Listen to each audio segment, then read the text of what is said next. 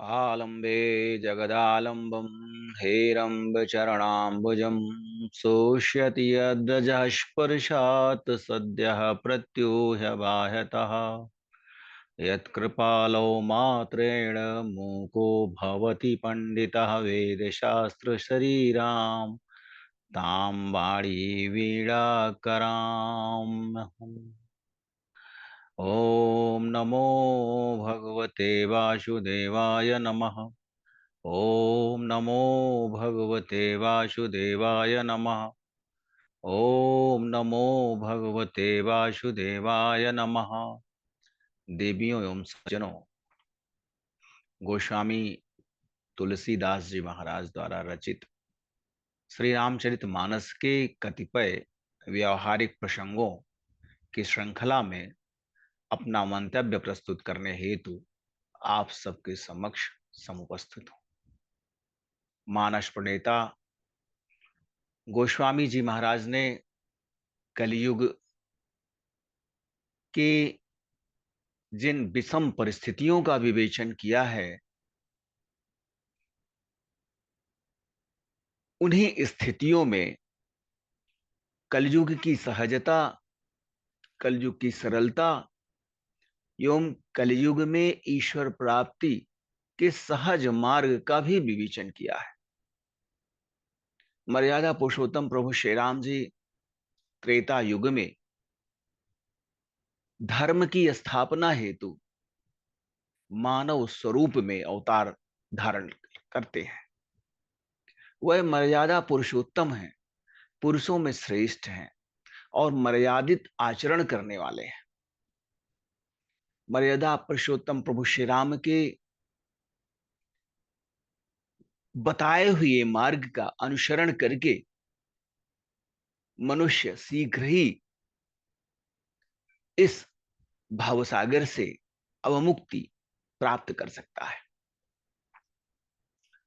गोस्वामी जी महाराज ने कलयुग की अनेक बुराइयों का विवेचन करने के साथ ही कलयुग के कतिपय ऐसे सद्गुणों का भी बखान किया है जो अन्य अनेक युगों से कलयुग को विशिष्ट बना देते हैं। गोस्वामी जी महाराज कहते हैं, कलयुग समयुग आन नहीं, जो नर कर विश्वास, गाय राम गुण गन विमल भवतर बिनहि प्रयास। प्रगट चारि पद धर्म के, कलि महु एक प्रधान, चैन केन विधि दीन्हे दान करई कल्याण। जैन केन विधि दीन्हे दान करई कल्याण। कलयुग जैसा अन्य कोई युग हो ही नहीं सकता। इस युग में प्रभु श्री राम के चरणों में अनुरक्ति रखकर श्री राम जी के नाम का स्मरण मात्र से कोई भी प्राणी सहज ही भवसागर प्राप्त कर सकता है, आवागमन के बंधन से विमुक्ति पा सकता है। इस संसार में जन्म और मृत्यु के परिधि से बाहर जा सकता है। यदि प्राणी में या मनुष्य में ईश्वर पर आस्था और विश्वास है, किंतु इस युग की विडंबना यही है कि मनुष्य अपनी शक्ति, अपने ज्ञान एवं अपने सामर्थ्य के अहंकार में इस प्रकार डूबा हुआ है कि वो ईश्वर के अस्तित्व को स्वीकार ही नहीं करता है। विपत्ति आने पर, किसी कठिनाई के आने पर वो ईश्वर के अस्तित्व को स्वीकार करता है, अन्यथा सहज स्थितियों में ईश्वर के अस्तित्व को नकारना प्राणी मात्र की प्रकृति बन चुकी है। दुख में सुमिरन सब करे, सुख में करे न कोई, जो सुख में सुमिरन करे, दुख काहे को होई। कलयुग के अतिरिक्त अन्य युगों में मोक्ष का मार्ग अत्यंत सहज नहीं है। युगों युगों तक जप तप ध्यान योग्य यज्ञ हवन अनुष्ठान पूजा पाठ इत्यादि करने पर भी मनुष्य सरलता से अमरत्व को नहीं प्राप्त कर पाते, मोक्ष को प्राप्त नहीं कर पाते।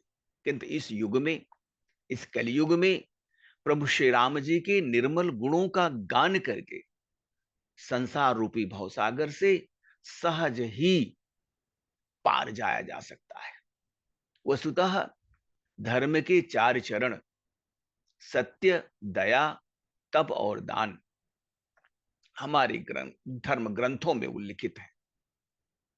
कलयुग में इनमें से केवल एक दान रूपी चरण की प्रधानता है। यदि मनुष्य में त्याग की प्रवृत्ति जागृत हो जाए, दान देने का संकल्प जागृत हो जाए, परोपकार की प्रवृत्ति जागृत हो जाए, किसी भी अत्यंत प्रिय वस्तु के प्रति मोह का समन हो जाए, तो कलयुग में सत्य दया एवं तप नामक चरणों को धारण करने की आवश्यकता ही नहीं होगी। कलयुग में किसी भी रूप में दिए जाने वाला दान परम कल्याणकारी होता है। वस्तुतः सतयुग त्रेता द्वापर एवं कलयुग इन चारों युगों की अपनी प्रधानता है। इन चारों युगों के अपने विभिन्न गुणधर्म हैं।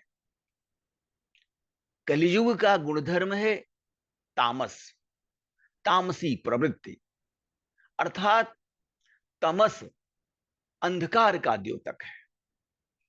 कलयुग में सत्य न्याय निष्ठा परोपकार सदाचार इत्यादि अनेकों उपांग कुंठित हो जाते हैं। यहां पर अत्याचार अनाचार झूठ इत्यादि का बोलबाला हो जाता है। मनुष्य का विवेक क्रोध के आगे घुटने टेक देता है। तामसी प्रवृत्ति के कारण मनुष्य क्रोध के वशीभूत होकर अनेकों प्रकार के कुकृत्य कर डालता है। अतः इस युग में यज्ञ अनुष्ठान धर्मानुकूल आचरण वैदिक व्यवहार अत्यंत दुरूह है। इसलिए प्राणी मात्र को सहज मार्ग मर्यादा पुरुषोत्तम प्रभु श्री राम ने प्रदर्शित किया है, जिसमें उस परम पिता परमेश्वर के प्रति भक्तिभाव रखकर उसके गुणों का गान करके ईश्वर की सत्ता पर विश्वास रखते हुए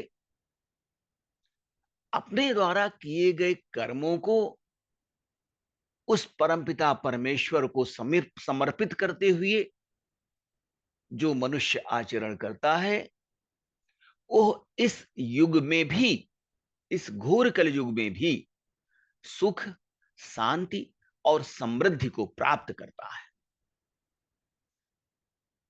परब्रह्म परमेश्वर का भजन करने वाला प्राणी सदैव भवसागर के बंधन से विमुक्त हो जाता है, सदगति को प्राप्त कर लेता है, मोक्ष को प्राप्त कर लेता है। यही इस कलयुग की विशिष्टता है। अन्य किसी युग में इतना सहज परमपिता परमेश्वर को प्राप्त करना नहीं है। इसीलिए कलयुग अन्य अनेक युगों में अत्यंत विशिष्ट माना गया है, जहां एक सहज मार्ग है और उस मार्ग पर, उस सहज मार्ग पर चलकर प्राणी सदैव अपना कल्याण कर सकता है और परमपिता परमेश्वर के स्नेह को, उनकी छत्रछाया को, उनके आशीर्वाद को प्राप्त कर सकता है।